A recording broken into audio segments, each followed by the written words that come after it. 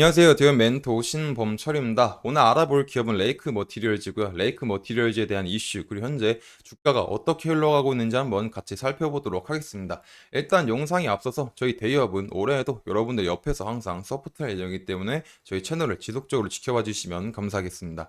일단 레이크 머티리얼즈에서 지난 시간에 했던 얘기들을 다시 한번 해보자면 결국에 이제 2차 전지 같은 경우는 핵심 소재가 전고체다라는 거였죠. 그리고 근데 이런 전고체 같은 경우는 중국에 대한 의존도가 굉장히 높았다. 그렇기 때문에 국내 기업들은 이런 전고체를 만들기 위해서 내재에 굉장히 많은 노력을 기울이고 있었다라고 했었죠.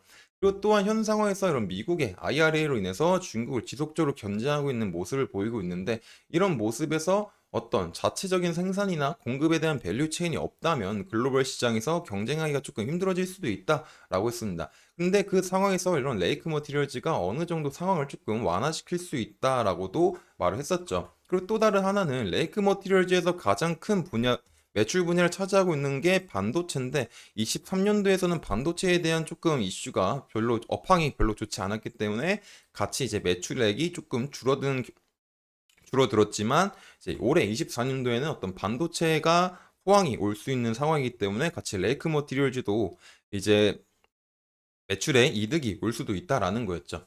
그래서 그 이 두 기사를 보게 되면 온디바이스 A 시장 급성장 예고, 삼성, SK 등 국내 기업 영향이 어떨까? 그리고 반도체 호황이 진짜 오냐? AI 반도체 소부장이 쏠리는 눈. 그래서 이 두 기사를 결국 요약하자면 이런 온디바이스 AI라는 거는 결국 개인 기기에 구현되는 AI 서비스인 거죠. 그렇기 때문에 이제 2024년부터 이런 온디바이스 인공지능 AI 생태계가 본격적으로 확대가 될 전망이다. 그렇기 때문에 이제 인공지능 챗GPT로 이제 HBM, 그런 HBM이 주목이 받고 있고, 뭐 차세대 기술인 CXL이 두각이 되고 있다라는 거죠. 그렇기 때문에 이것들을 조금 더 쉽게 풀자면 이제 인공지능을 만드는 인프라 구축에 대한 산업 초기 단계고, 그러므로 이렇게 온디바이스 AI에 대한 반도체가 사용이 증가가 될 거다. 그리고 이에 맞는 메모리도 같이 발전이 될 거다라는 거죠. 그렇기 때문에 다시 한번 더 말하자면은 이런 온디바이스 AI로 해서 이렇게 반도체에 대한 소유가 지속적으로 증가를 하게 될 거다라는 거죠. 그리고 이제 삼성 같은 경우도 이런 온디바이스 AI 시장에 발맞춰서 스마트폰, 스마트워치, 뭐 무선 이어폰, 노트북 등의 이런 온디바이스 AI를 적용할 거다라고 하고, 또 이제 이 시장에 맞춰서 삼성전자나 SK 등 이제 고객사로부터 이런 반도체에 대한 주문이 계속 지속적으로 증가를 하고 있다라는 점입니다. 근데 이제 그래서 어떻게 레이크 머티리얼즈가 반도체로서 같이 매출을 올릴 수 있냐라고 하면은, 이제 반도체라는 걸 잠깐 간단하게 설명하자면 결국에 반도체 안에 수억 개의 이제 트랜지스터가 있죠. 그렇- 그렇기 때문에 이제 반도체 같은 경우는 이제 제일 중요한 게 수억 개의 트랜지스터가 있고, 여기서 이제 누설 전류를 막는 게 제일 중요한 거잖아요. 그리고 이 누설 전류를 막기 위해서 절연막이 있는 거고요.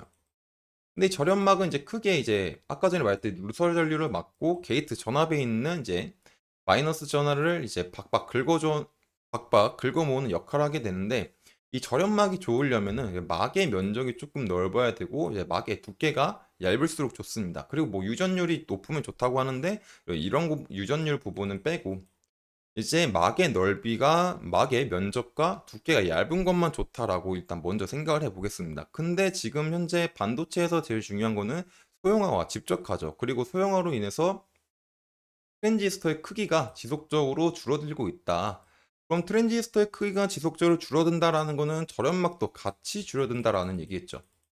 그럼 절연막이 같이 줄어들게 되면은 여기서 절연막의 누설 전류를 막기 위해서 절연막이 좋게 되려면 두 가지 조건 중에 하나가 막의 면적이 넓어야 됐었는데, 막의 면적도 같이 이제 넓어지지 못하겠죠. 그렇기 때문에 기존에 썼던 이런 방식들로 하게 되면은 누설 전류를 잘 막을 수가 없기 때문에 그로 인해 쓸 수 있는 게 하이케이 소재다라는 겁니다. 그래서 하이케이 소재를 쓰게 되면은 이제 분극이 잘 돼서 효율적으로 채널층의 전하를 잘 모을 수 있다. 그렇기 때문에 누설 전류에 대한 문제를 조금 최소화가 될 수도 있다라는 거죠.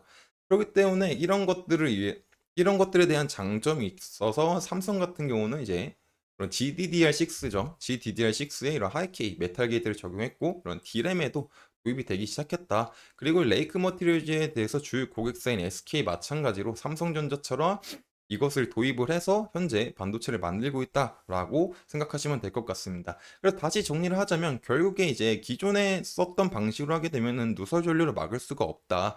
그렇기 때문에 이런 하이케이 전구체를 통해서 누설 전류를 최소화를 할 수 있고 그런 거에 대한 장점이 있기 때문에 삼성, SK 등 이제 하이케이 전구체를 이제 사용한다. 그리고 특히 SK 같은 경우는 레이크 머티리얼즈의 주 고객사다라는 거였습니다. 그렇기 때문에 앞으로 반도체의 수요가 증가함에 따라서 레이크 머티리얼즈에 대한 하이케이 전구체의 수요도 같이 증가가 될 수 있는 상황이 마련될 수 있다라는 거죠.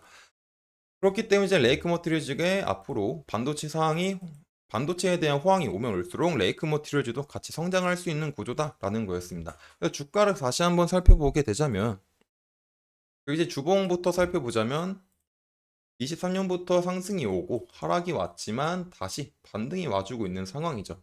그리고 그 상황에서 이런 부분들은 현재 매물대로 작용하고 있기 때문에 살짝 눌리고 있는 상황입니다. 하지만 지금 이평선들의 상태를 보게 된다면 5평선, 10평선, 20평선 조금 완만하지만 상승으로 돌아가고 있고 60평선도 상승, 120평선도 상승을 통해서 이런 이평선들이 이제 정배열의 형태를 갖추고 있다. 그렇기 때문에 다시 한번 상승의 흐름을 조금 기대해 볼 수도 있는 상황이지 않을까라고도 생각할 수 있습니다. 그리고 현재 또 캔들도 이제 5평선 위에 위치하고 있는 중이죠. 그렇기 때문에 지금 당장 얘가 이런 매물대 부근인 이런 부분들을 넘지 못한다고 하더라도 지켜줘야 될 부분들 중 하나인 이런 17,000원 부분들을 조금 잘 지켜준다면 다시 한번 반등의 이제 일이 일어날 수도 있는 시나리오도 우리가 생각해 볼 수 있지 않을까라고 볼 수 있을 것 같습니다. 하지만 이거는 주봉이니까 조금 변동성이 이제 작죠. 그렇기 때문에 일봉을 살펴보자면 하락을 하다가 반등을 하면서 이제 5평선, 10평선, 20평선이 상승을 하고 있고 지금 60평선도 완만하게 다시 상승하고 있는 중이다. 그리고 이런 흐름들이 지속이 된다라고 하면은 120평선과 120평선과 60평선의 골든 크로스에서 중장기적으로도 상승의 힘이 나올 수도 있지 않을까라고 볼 수 있을 것 같습니다. 그렇기 때문에 지금 당장 이런 매물대 부근인 고점 부근인 19,000원이나 이런 2만 원 부근들을 뚫지 못하더라도 크게 눌리지 않는다면 다시 한번 반등이 나올 수도 있지 않을까라고 이런 시나리오도 한번 생각해 볼 수 있을 것 같습니다. 그렇기 때문에 일단 제일 중요한 거는 지금 현재 18,260원의 장이 마감이 됐는데 지금 이런 17,000, 뭐 넉넉 잡으면 17,000원, 17,500원 정도는 조금 잘 지켜주고 다시 이런 반등이 나왔을 때 그 19,000원 부근을 잘 안착을 해준다면 어떤 추가적인 반등에 대한 시나리오도 우리가 생각을 해볼 수 있겠죠. 그렇기 때문에 이제 레이크 모티리즈는 제일 중요한 게 이런 현 부근에서 저점을 크게 침범하지 않는 것이 중요해 보인다. 그리고 이 상황에서 반등이 왔을 때 이런 19,000원 부근들에서 다시 추가 반등이 나올 수도 있는 그림을 이제 생각해 볼 수도 있지 않을까라고도 볼 수 있을 것 같습니다. 하지만 이제 만약에 하락에 대한 시나리오를 생각해 본다면 지켜줘야 될 부분이 이제 17,500원 부근을 뚫었을 때는 이제 16,000원 부근을 잘 지켜줄 건지 한번 봐야 되겠고요. 만약에 16,000원 부근을 뚫고 왔을 땐 다시 이 안으로 16,000원 부근 안으로 들어올 의지가 있는지 확인을 해야 되겠죠. 그리고 만약에 추가적으로 하락이 되는 건 지금 상황에서는 이제 조금 나중에 생각해야 될 시나리오일 것 같고 지금 상황에서는 이제 조금 추세가 점점 상방으로 돌 수 있는 상황이 나올 수도 있기 때문에 이제 17,000 부근을 잘 지켜주는지 확인해 봐야 되겠죠. 그렇기 때문에 레이크 머티리얼즈 같은 경우는 지속적으로 주가의 변동성을 체크해 봐야 되고 또 어떤 이슈가 나오는지를 확인해 봐야 될 것 같습니다.